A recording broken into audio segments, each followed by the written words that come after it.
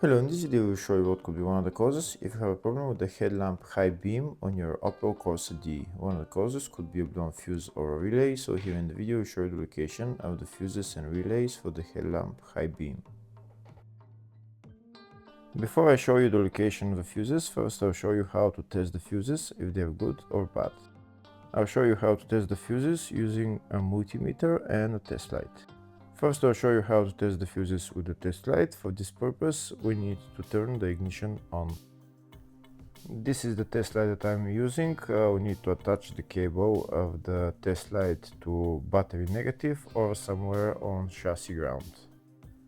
Then we're going to start testing the fuses with the test light. On the fuses there is 2 pins, you can see them right there before the 30 and after the 30 there's 2 pins where we touch them with the test light, and if both pins light up, that means the fuse is good. If only one pin lights up, that means the fuse is bad.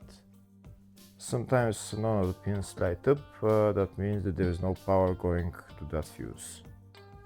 Next I'll show you how to test the fuses with a multimeter.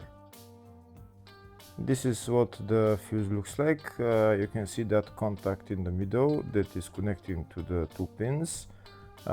This is the contact that shows if the fuse is good or bad. If the contact is burnt, that means the fuse is bad. If it's if it's connected, that means it's good.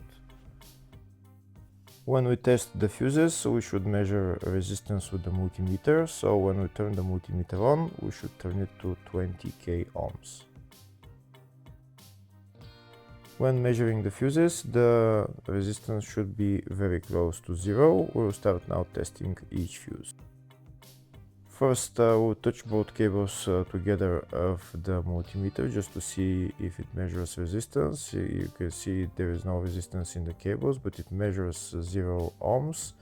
Now we'll start measuring the first fuse, and we'll see what will show. It's showing 0 ohms, so that means this fuse is good. Next, to test the second fuse, it's showing 0 ohms, so that means that fuse is good. Now we'll test the third fuse. Third fuse is also showing 0 ohms, so that means that fuse is also good. Next, we'll test the fourth fuse, and it doesn't show 0 ohms, it says 0L, which means open circuit. That means that fuse should be bad. Now we'll see what the condition of the fuse is visually. We can see that contact in the middle that's connecting to the 2 pins is broken, so that's why it's showing open circuit. That means the fuse is bad, so it needs to be replaced.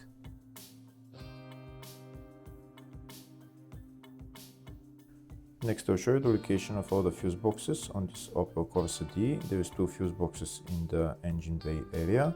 Engine bay 1 fuse box is located behind this plastic cover.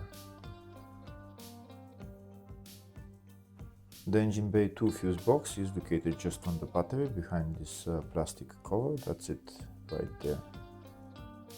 The next fuse box is in the fascia just underneath the steering wheel. You need to pull out this cover, and that's the fuse box in there. Next fuse box is in the load area. It's just behind this plastic cover where I'm showing with the arrow. Next I'll show you a diagram of all the fuse boxes on this Opel Corsa D. There is 2 fuse boxes for the engine bay area. One of them is for the up to 2007 model and one is for after 2007.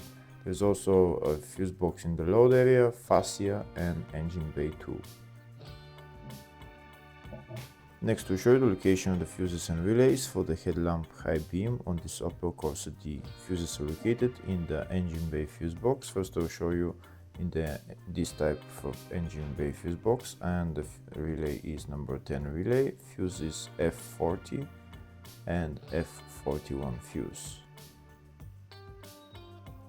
Next I'll show you the location of the fuses and the relay if you have the other type of engine bay fuse box. And the relay there is number 4 relay, and the fuses are F15 fuse and F16 fuse.